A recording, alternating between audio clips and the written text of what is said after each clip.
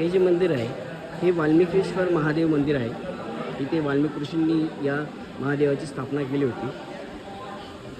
हा मंदिराचा परिसर आहे. या ठिकाणी हिंदू धर्मातील सर्व पवित्र स्नान केले जाते. पूजाही केल्या जातात सर्व प्रकारच्या इथे. आणि जे भाविक असतात ते या ठिकाणी जेवणाचा वगैरे आस्वाद घेतात प्रसाद म्हणून. महादेवाचं मंदिर आहे आणि या ठिकाणी महर्षी वाल्मिक मंदिर आहे. चाळीसगावपासून फक्त 5 किलोमीटरच्या अंतरावर आहे ही वाल्मिक ऋषी आहे.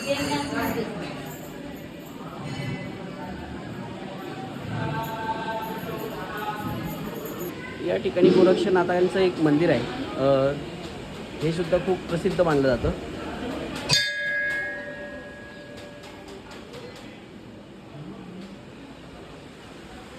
हा बघा, हा नदीचा परिसर आहे. या ठिकाणी स्नान केल्यानंतर शुद्धतेच्या प्रतीक म्हणून मानलं जातं. आपल्यावरील पापं वगैरे काय असतात ते मिटतात म्हणून या पांझरा नदीमध्ये पांझरा नाही आहे, ही डोंगरी नदी आहे. या डोंगरी नदीमध्ये हे वालझिरीचं मंदिर स्थापन केलेलं आहे वाल्मिकी ऋषींनी.